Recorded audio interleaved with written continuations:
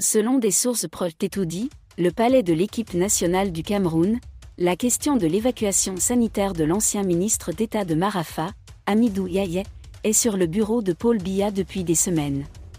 Le fichier spécifié est en attente de signature. Séquence raisonnable. Fin janvier 2024, l'ancien président français François Hollande, par l'intermédiaire de l'ambassadeur de France à Yaoundé, Thierry Marchand, a adressé une lettre à Paul Biya. Désolé de vous interrompre, ce rapport peut contenir des commentaires soumis au choix de l'auteur. S'il vous plaît, si vous êtes nouveau sur cette chaîne, veuillez vous abonner et activer la cloche de notification. De cette façon, vous serez averti lorsque nous publierons de nouveaux rapports sur cette même chaîne. Merci. Cette démarche fait suite à 2 entretiens que Hollande a menés auprès de la famille Marafa avec Hamidou Yahya, le premier en octobre 2023 et le deuxième en janvier 2024. La demande de dérogation est accompagnée d'un certificat médical daté du 4 décembre 2023 délivré par le professeur Antoine Nab du Centre hospitalier national ophtalmologique 1520. Ce document confirme qu'un glaucome bilatéral extrêmement sévère a entraîné une perte totale de la vision de l'œil droit de Marafa Hamidou Yahya. Les experts mettent en garde contre le risque de cécité totale sans assistance médicale. La démarche de l'ancien président français démontre la complexité politique de ce procès et souligne le caractère humanitaire urgent de la situation de Marafa Hamidou Yahya, emprisonné depuis 12 ans.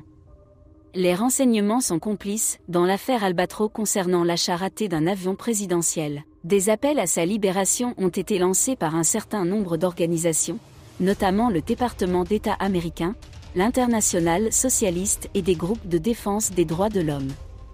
Le groupe de travail des Nations Unies sur la détention arbitraire a également qualifié sa détention de « violation du droit international » et a appelé à sa libération immédiate et à une indemnisation pour le préjudice causé, a noté Actu Cameroun dans un article récent. Marafa Hamidou Yahya, membre du parti au pouvoir au Cameroun, a été condamné à 25 ans de prison en 2012 pour « complicité intellectuelle » dans l'affaire Albatros, qui impliquait l'achat illégal d'un avion présidentiel. Ses convictions ont été éclipsées par des controverses politiques, certains attribuant sa disgrâce à ses avis contre la candidature de Paul Biya à l'élection présidentielle de 2004.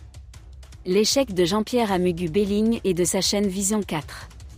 Son directeur, Bruno Bijang, a été détenu ce soir à la prison centrale de Yaoundé. Un coup dur pour l'animateur Sarr. L'animateur de l'émission 4 Étoile Vision soupçonné d'incitation à la rébellion en ligne a été envoyé à Kondangui.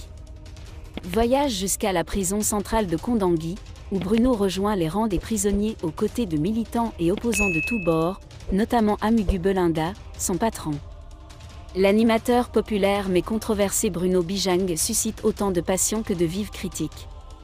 Sa position politique, jugée extrême et tribale, a suscité une grande hostilité à son égard, dont beaucoup se réjouissent aujourd'hui de son emprisonnement. Il le cherche avec son tribalisme croissant, a commenté un utilisateur sur Twitter.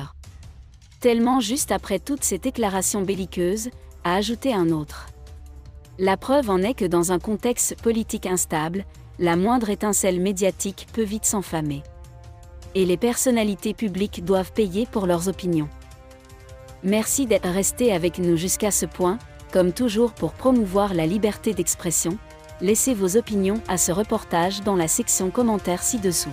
Si vous avez aimé cette vidéo, merci de liker, partager, commenter et surtout vous abonner à la chaîne. Et on se retrouve très vite pour une prochaine vidéo.